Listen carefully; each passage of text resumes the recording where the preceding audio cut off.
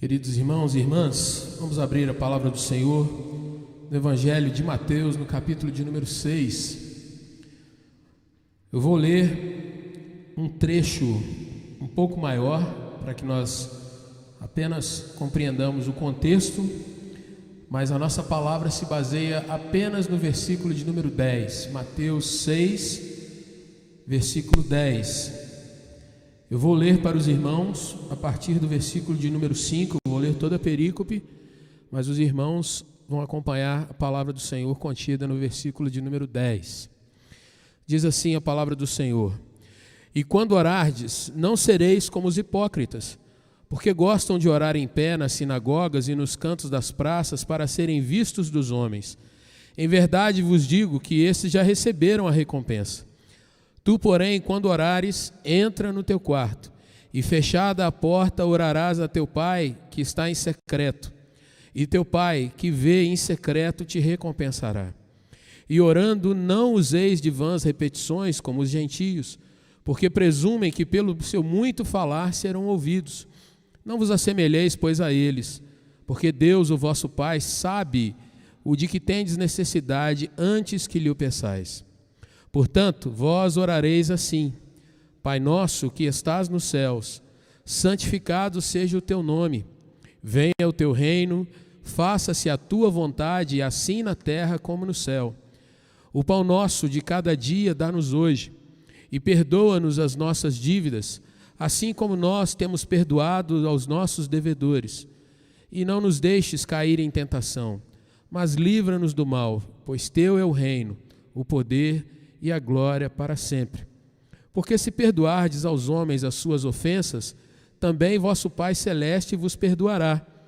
Se, porém, não perdoardes aos homens as suas ofensas, tampouco vosso Pai vos perdoará as vossas ofensas. Voltando ao versículo de número 10, nós vamos trabalhar a segunda frase desse versículo. O texto diz assim: venha o teu reino. E depois, que é a frase que eu quero trabalhar com você: faça-se a tua vontade, assim na terra como no céu. Vamos orar mais uma vez. Nosso Deus, a tua palavra foi lida, e, ó Deus, a simples leitura da tua palavra já nos abençoa, já fala ao nosso coração. Mas, ó Deus, nós queremos te rogar que o Senhor nos ajude na nossa limitação, Senhor, a compreender um pouco mais, ó Deus, dos grandes ensinamentos que o Senhor tem para cada um de nós. Que o Senhor nos ajude nessa hora, Deus, que não seja o pregador a ser visto, que não seja, Senhor Deus, apenas a exposição em si, mas que o teu Espírito nos edifique, trabalhe conosco, nos perdoe e nos ajude, ó Deus, a andar um pouco mais, a nos aprofundarmos, ó Deus, no teu querer, na tua obra nas nossas vidas. E, ó Deus, que ao findar dessa palavra, ó Deus, sejamos ainda mais edificados e trabalhados, moldados pelo teu Santo Espírito, para a glória do teu nome e para o nosso bem. Oramos em nome de Jesus. Amém, Senhor. Faça-se a tua vontade. Nessa noite, meu irmão, minha irmã, eu gostaria de trabalhar com você sobre um tema que é um tema difícil, embora aconteça muitas vezes nas nossas caminhadas cotidianas dentro do Evangelho. Há um trecho de um hino muito antigo, o hino 61 do Inário Novo Cântico. O hino chama-se Ações de Graças, é aquele famoso: graças dou por essa vida, graças dou por tantas coisas maravilhosas que o Senhor faz no meio de nós. Mas na sua segunda estrofe, que começa exatamente com graças dou, o hino termina essa estrofe com as seguintes frases: pela prece respondida e a esperança que falhou. Eu me lembro que quando eu me dei por conta de cantar esse hino, essa frase sempre mexe comigo: como dar graças pela esperança que falha, como agradecer a Deus, como louvar ao Senhor por algo que nós esperamos, que nós ansiamos, que nós oramos e que o Senhor não permitiu que acontecesse. E nessa noite eu gostaria de trazer essa pergunta para o meu coração, para o seu coração: como nós lidamos, queridos, com o silêncio de Deus em algumas das nossas orações. Como nós lidamos com as faltas de respostas quando clamamos ao Senhor por determinada situação e a resposta não vem. Não vem quando oramos fervorosamente, mas a pessoa que nós pedimos a cura nas nossas orações não é curada. Não vem quando nós clamamos por algo, mas aquela situação não se resolve aos nossos olhos. A resposta não vem quando o tempo parece ser o nosso inimigo, vem frustração, vem uma questão de ser derrotado, uma decepção que vai tomando conta da nossa alma. Não é raro, meus irmãos, nós nos encontrarmos decepcionados, por vezes amargurados, e também nos distanciando de Deus quando nós colocamos a expectativa em alguma resposta e essa resposta não apareceu como nós desejávamos. E também não é difícil você encontrar muitas vezes aquelas acusações de que houve falta de fé. Não houve o crer e tomar posse como nós muitas vezes ouvimos nos nossos encontros e conversas evangelicais. Não há também a falta de acusação quando alguns dizem está em pecado, quando às vezes no seu coração você sabe que não é nada daquilo, mas vem esse peso, vem essa acusação. E às vezes, irmãos, também não é difícil e talvez seja o pior dos sentimentos quando nós começamos a nos entender como perdedores, no meio de um mundo que não admite ser contrariado, no meio de uma era que as pessoas não admitem em hipótese nenhuma ouvir um não, ouvir uma resposta que seja diferente daquela que estão esperando. Jesus, nós vimos no texto que nós lemos, ele nos ordenou, nos ensinou a orar. Ele mesmo estava sempre orando em intimidade, continuidade diante de Deus Pai. Você vê nas narrativas dos evangelhos que Jesus sempre preferia estar a sós com Deus, à noite, na madrugada, fugindo das multidões, do que estar em conversas, ou mesmo no meio dos afagos que ele recebia por conta dos milagres que fazia.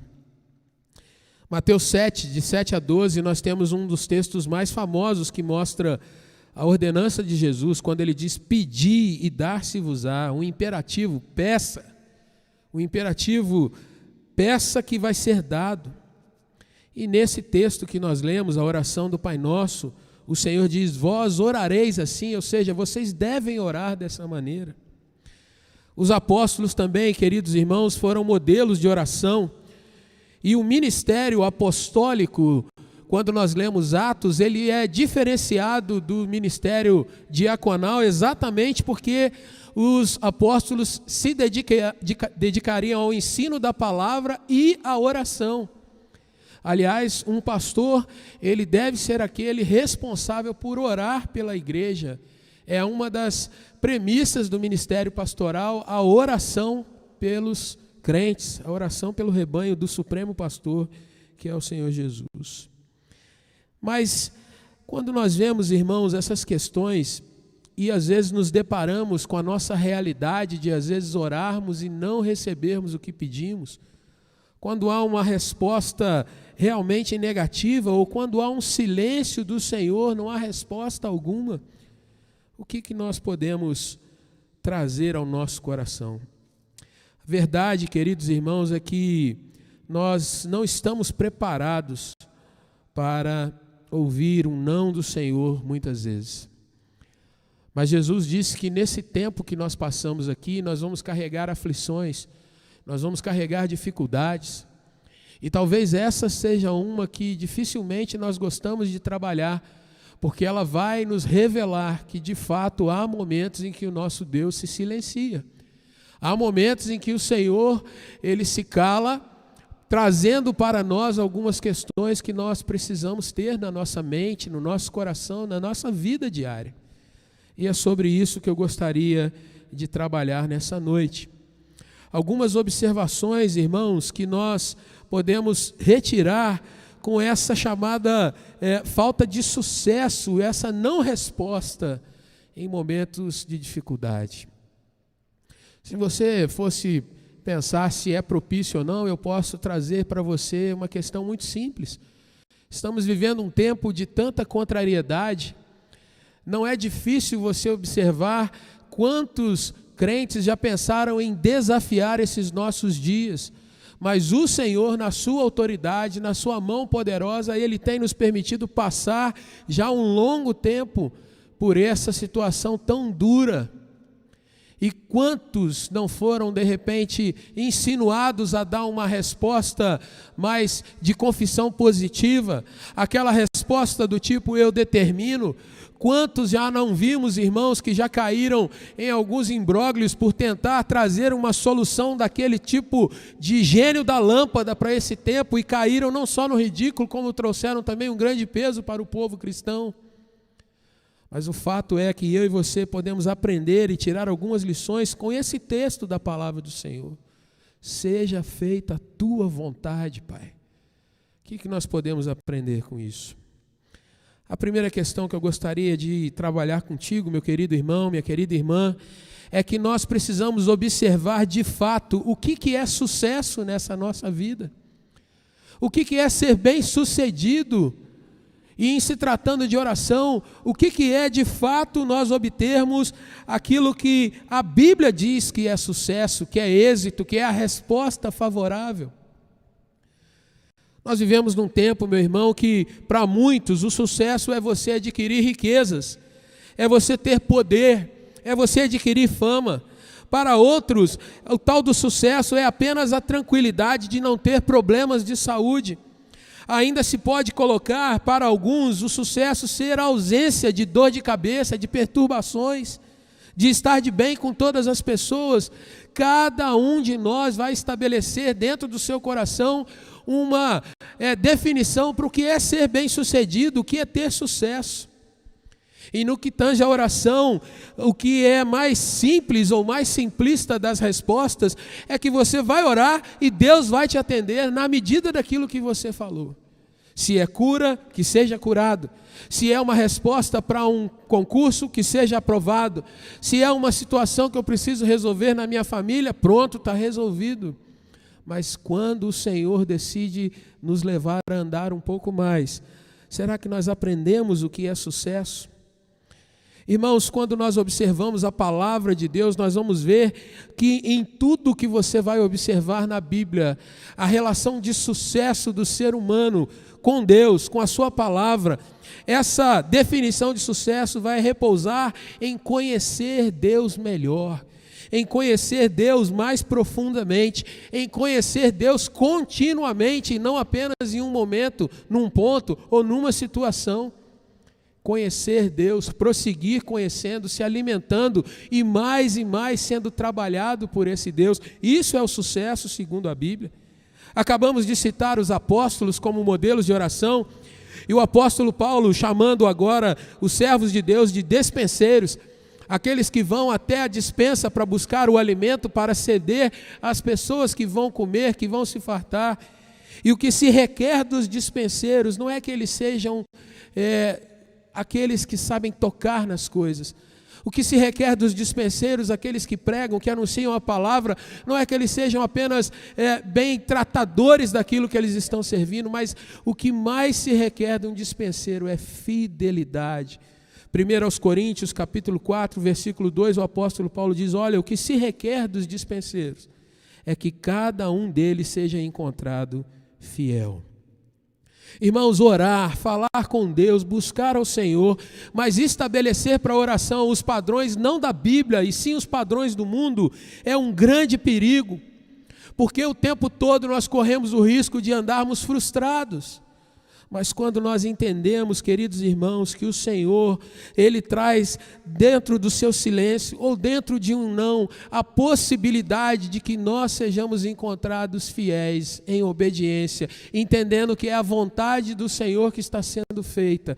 De fato, nós estamos realmente sendo elogiados, chamados de servos fiéis, chamados daqueles que são fiéis no pouco e o Senhor pode nos colocar sobre muito mais. é algo que nós podemos aprender nesse primeiro ponto, mas eu quero trazer uma observação que isso normalmente não acalma o nosso coração. A Bíblia diz que o nosso coração é enganoso. E às vezes, irmãos, diante de uma situação extrema, ainda que nós tenhamos a lógica na nossa mente de que o Senhor trouxe a vontade dEle, o nosso coração nos agride, nos impulsionando para a revolta, para a rebeldia. Possivelmente, irmãos, nós podemos nos levantar e dizer: Senhor, eu orei com sinceridade. Eu realmente, Senhor, estava pedindo por algo, mas o Senhor não me trouxe a resposta que eu precisava, Pai.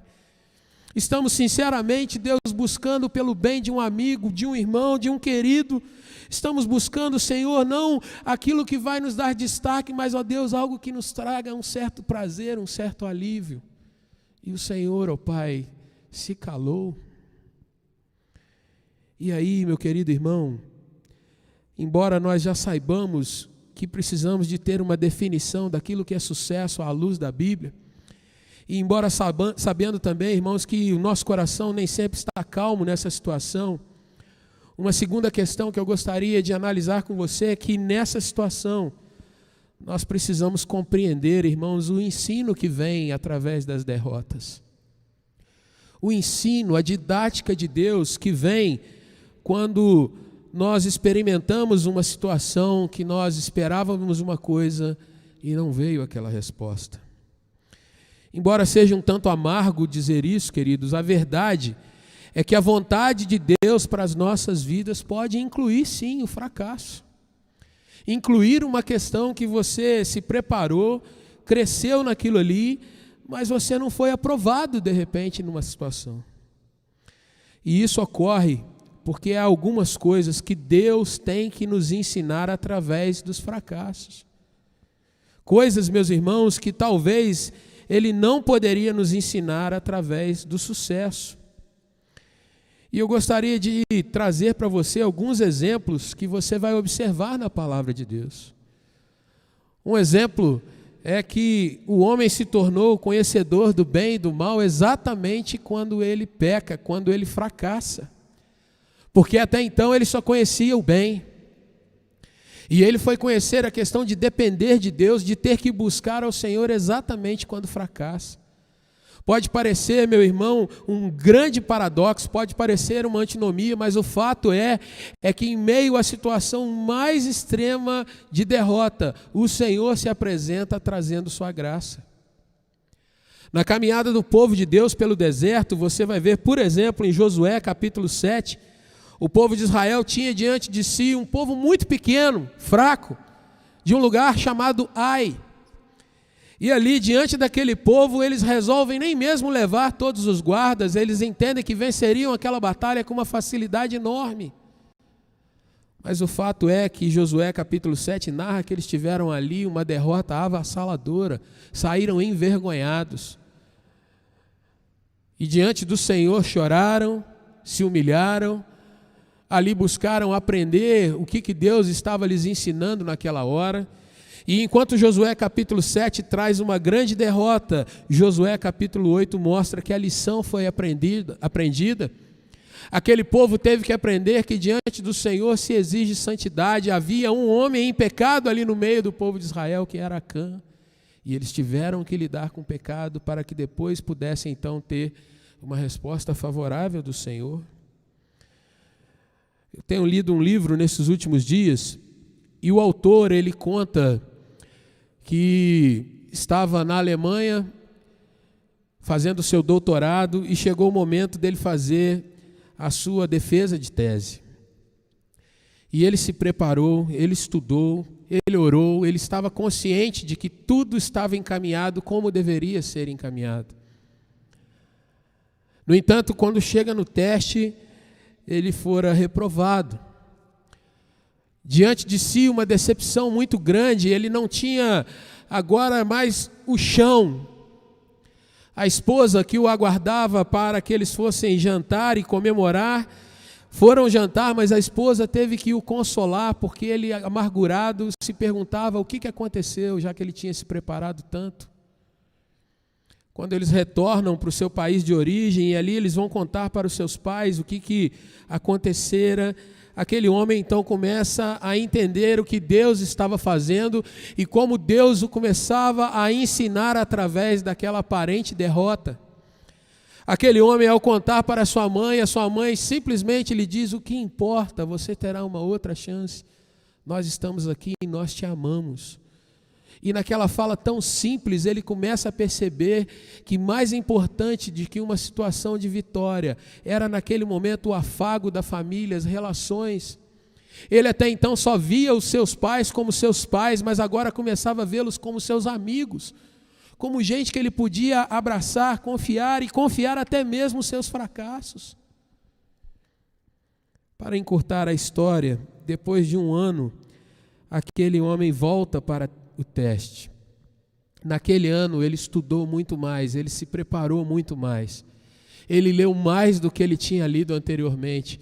E ele começou a perceber o quanto ele estava, de fato, mal preparado para o primeiro exame.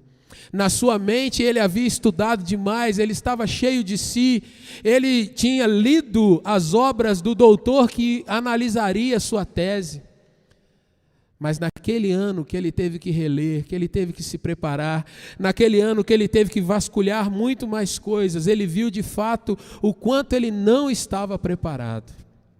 Agora, numa atitude bem mais humilde e principalmente tendo um conhecimento mais vasto, na hora de apresentar a sua tese, na primeira pergunta em que ele é questionado, ele tranquiliza o seu coração e começa a responder fluentemente tudo o que lhe era colocado naquele exame. Para que os irmãos tenham uma ideia, na escola alemã onde esse autor foi analisado, o teste é chamado de rigorosum, um termo latino, para você pensar no rigor e no peso que ele tem que passar. Mas aquele homem entendeu que naquela primeira derrota, Deus usaria aquela situação para ensiná-lo, para moldá-lo, para trabalhar ainda mais. E principalmente Deus usou aquela questão para que ele pudesse então ser trabalhado na sua perseverança, em não desanimar diante de um fracasso, em voltar e continuar batalhando, em voltar e entender que Deus ainda tinha mais para ensinar do que simplesmente aquele momento em si poderia trazer. Gostaria de trazer para nós, diante desse ponto, meus irmãos, que diante dos nossos fracassos, daquelas chamadas faltas de resposta na oração, nós precisamos ter a coragem, a sinceridade de perguntar para o Senhor: Senhor, o que o Senhor quer que eu aprenda nessa situação? Deus, o que o Senhor quer moldar no meu caráter, na minha vida, para que eu, passando por essa situação, eu entenda que o Senhor está trabalhando? Antes de mais nada, eu gostaria de dizer a você que talvez Deus nunca responda essa pergunta, mas é uma pergunta que nós devemos sempre estar dispostos a fazer, porque nisso nós vamos nos humilhando, nós vamos entendendo que Deus é Deus. E que diante de nós, queridos, nós precisamos ter essa palavra: seja feita a tua vontade. Porque ela é a tua vontade e não a minha vontade. Mas há mais uma questão, irmãos, que eu gostaria de trabalhar. O que nós podemos aprender quando nos encontramos diante de situações que não vemos a resposta do Senhor nas nossas orações, diante de desafios, de situações que nós nos encontramos às vezes humilhados, no sentido de fato derrotados. Terceiro ponto, nós podemos entender e averiguar, querido, que de fato é preciso que nós experimentemos a verdadeira entrega e experimentemos também o verdadeiro amor ao nosso Deus. Trocando a frase, é preciso que nós pensemos, irmãos, o quanto de fato nós nos entregamos ao Senhor.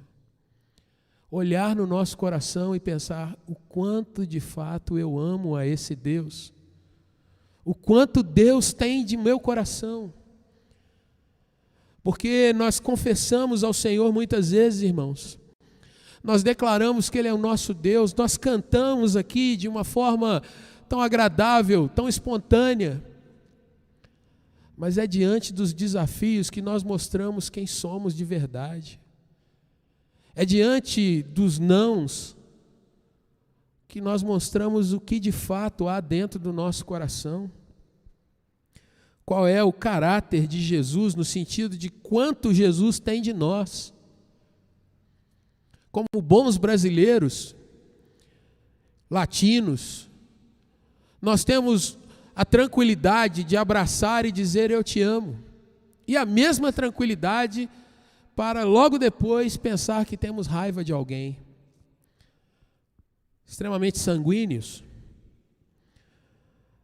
Mas veja, nós vivemos num tempo que é o tempo chamado de cultura do cancelamento. Veja que uma reação natural quando a gente se sente frustrado é abandonar.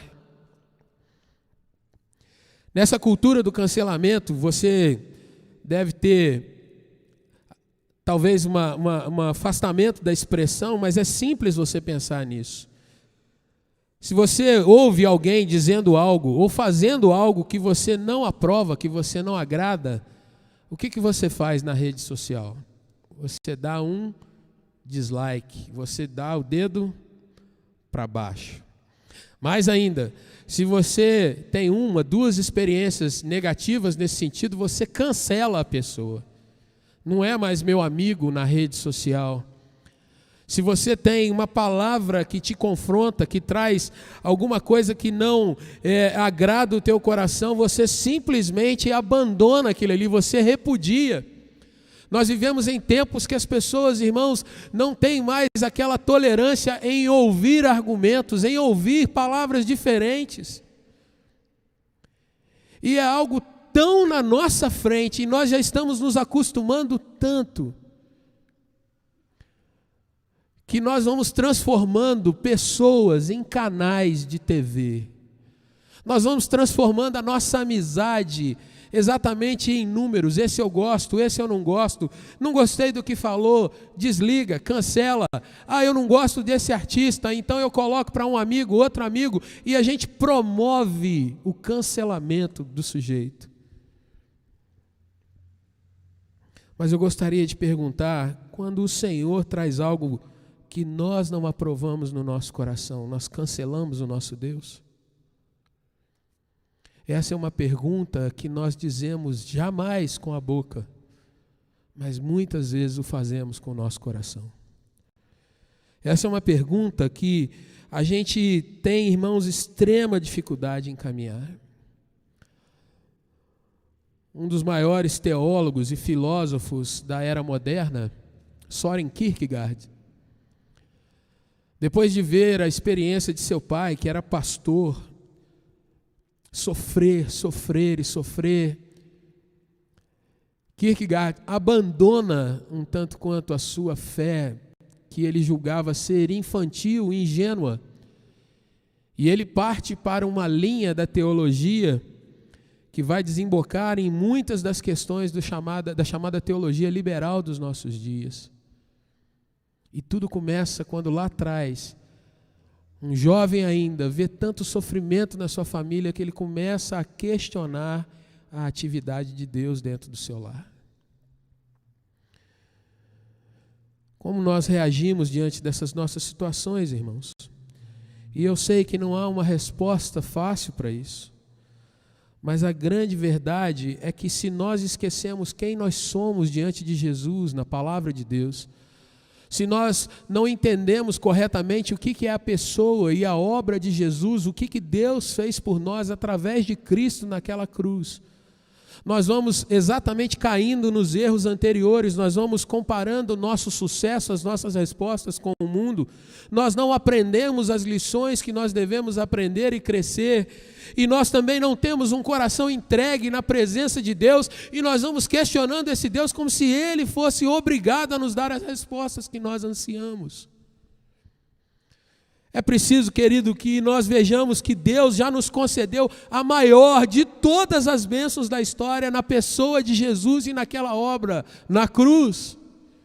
É preciso, meu irmão, minha irmã, que nós entendamos que as aparentes derrotas que nós experimentamos aqui, elas podem nos machucar, é verdade, podem nos entristecer, é verdade, podem exercer também, e aí é que nós precisamos estar atentos, um grande canal para que nós venhamos a vivenciar o bálsamo do consolo do Espírito Santo, a intimidade e o fortalecimento que só podem vir de Deus e de mais ninguém. E ainda a convicção de que as dores que nós experimentamos não são maiores do que o prêmio que nos aguarda na eternidade. Querido irmão, querida irmã, pense bem. O apóstolo Paulo diz que se a nossa esperança em Cristo se resume apenas a essa vida, nós somos os mais infelizes dos homens. E o que ele quer dizer com isso? É que se nós perdermos a noção do que o Senhor já nos concedeu a nível eterno, nós muitas vezes vamos nos encontrar frustrados na nossa relação com Deus. Essa é uma palavra para aqueles que creem. Essa é uma palavra para aquele que de fato confessa Jesus como Senhor, porque ele não apenas vai confessar, como ele vai se identificar, por exemplo, com a oração do Senhor Jesus no Getsêmani. Porque ali o Senhor não fez uma oração daquelas que a gente olha com distância, mas ali ele foi modelo para a minha vida, para a sua vida, quando ele diz para o Pai que ele estava angustiado, e angustiado até a morte. Contudo, ele se submetia à vontade daquele que ordena todas as coisas. Será que nós podemos entender, irmãos, que a nossa entrega a Deus, ela de fato é comprovada em determinados momentos em que a gente está sentindo com a corda no pescoço, com uma angústia extrema? Essa canção que nós cantamos por último, o choro pode durar uma noite, mas a alegria vem pela manhã. Será que nós entendemos que essa manhã pode ser a manhã da eternidade? Será que nós nos lembramos que essa canção está baseada sobre o profeta Abacuque? E que ele não viu nos seus dias a resposta que ele tanto aguardava, mas ele disse que ainda que a figueira não floresça, todavia, o meu consolo, o descansar do meu coração, o bálsamo, o refrigério vem do Senhor. Nele eu me alegrarei. Encerrando essa palavra, gostaria de perguntar, diante desses tempos duros que nós estamos passando, queridos irmãos, como nós temos reagido? E eu quero fazer essa pergunta de uma outra forma. Quantos de nós não estamos orando apenas para que esses dias passem o mais breve possível? Quantos de nós não estamos orando apenas para que nós não sejamos pegos pelo vírus? Alguns de nós, talvez naquela nossa sinceridade adolescente, dizendo: Senhor, pega o outro, em mim não. Mas eu gostaria de te perguntar, nesses tempos duros, será que eu tenho sido o que Deus deseja que eu seja nesses tempos? Veja que é muito diferente alguém te perguntar como está a sua vida, como está caminhando, e você poder responder: olha, eu estou feliz, joia. Ou alguém dizer: olha, eu estou levando, mas eu acho que está tudo bem. Veja que as duas respostas, o parâmetro é a quem está respondendo. Mas que tal a gente pensar, será que eu tenho sido o que Deus deseja que de fato eu seja nesses dias? Como um dispenseiro eu tenho sido fiel? Será que Deus pode contar comigo no sentido de que eu não vou esmorecer ainda que a figueira não floresça? Uma outra pergunta que pode mexer com o nosso coração é, de fato, onde o Senhor deseja que nós venhamos a chegar nesse tempo? Querido irmão, querida irmã, olhe para dentro do seu lar. Olhe para as pessoas que são seus amigos, suas amigas. O que Deus deseja que você represente no meio desse povo? As suas orações são dirigidas dessa forma?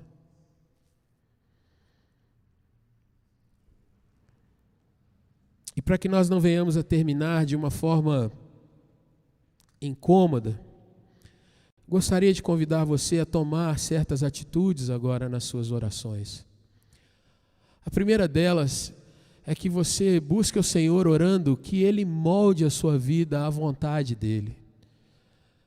Nós começamos essa palavra lendo esse texto, seja feita a tua vontade. Gostaria de convidar você que pudesse orar dizendo: Senhor, molde a minha vida, molde o meu caráter àquilo que o Senhor quer para esses dias. Que eu seja, Senhor Deus, de fato, um porta-voz da Tua palavra. Senhor, que ainda que haja dores, dificuldades, que eu não esmoreça, Senhor, em continuar fiel diante do Senhor. Irmão, irmã, o consolo do Senhor é quando nós experimentamos o sussurrar, o toque dEle, o cuidado dEle, mostrando que nós estamos obedecendo a Sua vontade. Uma outra questão, como aplicação daquilo que nós falamos, irmãos, nós precisamos aprender a desfrutar do consolo do Senhor, que às vezes vem num tempo de silêncio. No texto lido, o Senhor Jesus disse: olha, quando você orar, entra para o teu quarto.